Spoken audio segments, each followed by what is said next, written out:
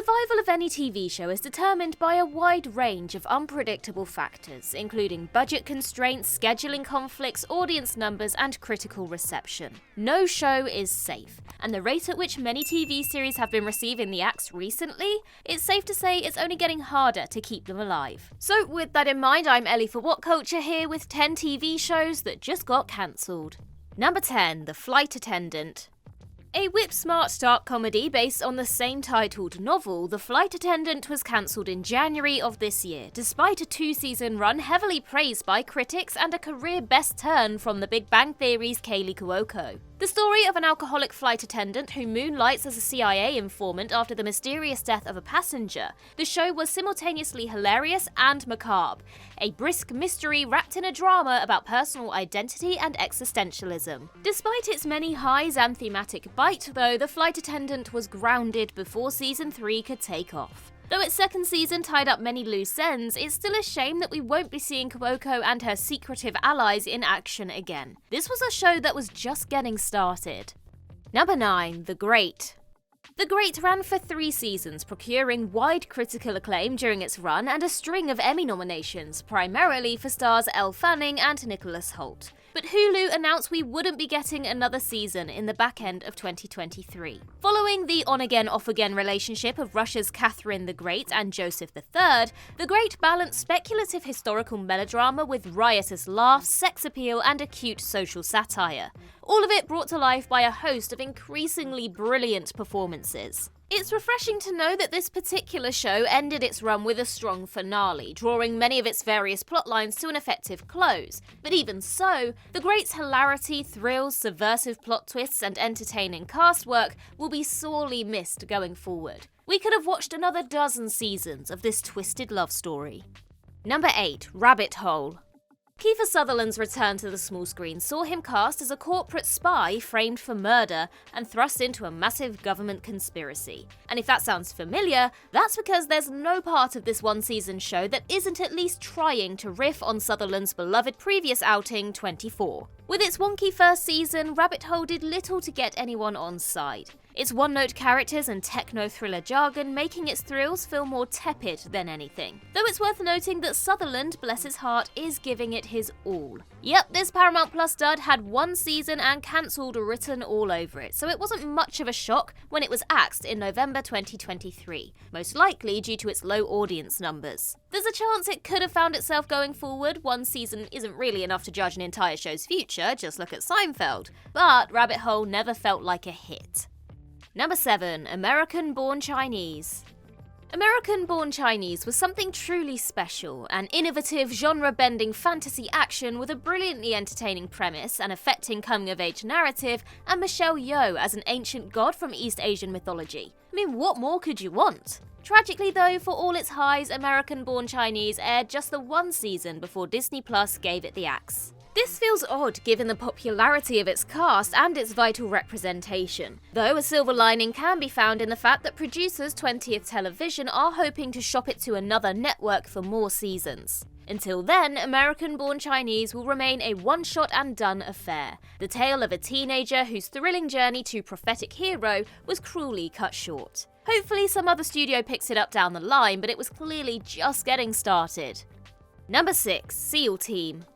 Unlike many shows on this list, SEAL Team has had quite the impressive run since it premiered in 2017, with CBS and later Paramount Plus for its last 2 seasons airing 7 seasons before its recent cancellation. Following the professional and personal lives of US Naval Unit Bravo Team, the action drama series blended hard-hitting politics with claustrophobic battle sequences and visceral themes of friendship, heroism, and sacrifice. Never particularly subtle, but it got the job done and was very exciting and heartbreaking in the process. Much like star David Boreanaz's previous shows, Buffy the Vampire Slayer, Angel, and Bones, it seemed SEAL Team was going to be another weekly procedural that could run forever. But with a push from the writer's strike, 7 seasons is all we're getting, and its previously announced sequel movie is also no longer going ahead.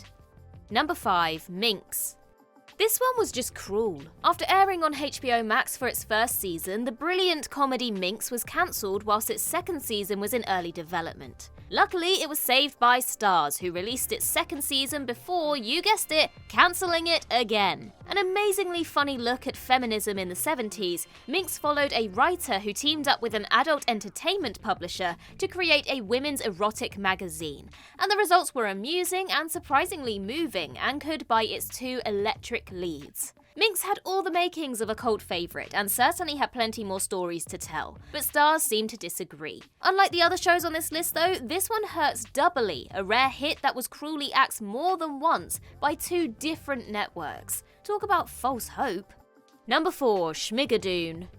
A fun musical comedy with an all-star cast, Schmigadoon wasn't high art, but it was a deliriously entertaining and nostalgic affair that paid effective homage to Golden Age Hollywood musicals. Following a strained married couple who venture into a world trapped in an old-timey musical, the catchy and amusing comedy was a great watch for theatre fans and an often startling showcase for its legendary cast members. The second season, paying homage to musicals of the 1960s and 70s, cemented it as a real gem. Airing on Apple TV, Schmigadoon was cancelled after its second season, despite writing for a third season, songs and all being completed. It would have been nice to see where the writers went next, given the breadth of musicals they still had to cover, but it just wasn't meant to be.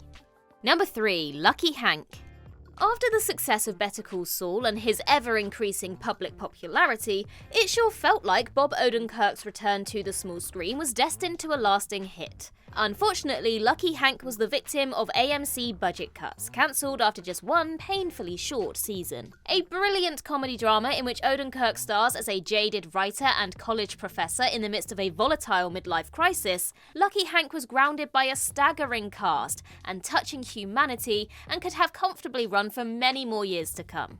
Alas, it wasn't fated. Amongst the sea of TV cancellations that swept through the industry in the fall of 2023, Lucky Hank also found itself on the chopping block, robbing audiences of another Odenkirk masterclass impossible not to love. Number 2. Blindspotting.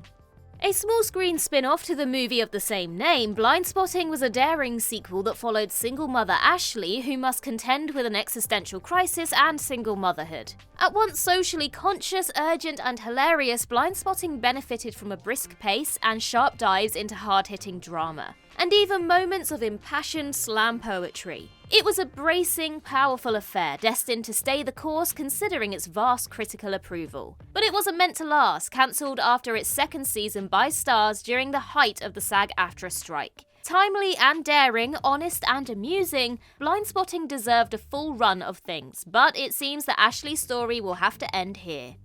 Number 1. Obliterated. Netflix's recent comedy Obliterated sits firmly in the category of so bad it's good. A self-aware, gleefully uncaged satire about covert spies attempting to save Las Vegas from terrorists whilst blackout drunk and high as kites. It's brilliantly funny at times, in a mindless, leave your brain at the door and just have fun kind of way, and makes the most of its ludicrous premise with raunchy humour, explosive action and a game cast. Despite its thrills and audience popularity, spending over 10 weeks in the Netflix top 10, Obliterated found itself axed before a seemingly secure second season renewal could be announced. There's a good chance that cost played a big part in the decision, and there's no doubt that Obliterated, fun, meta and wonderfully odd, will be strangely missed.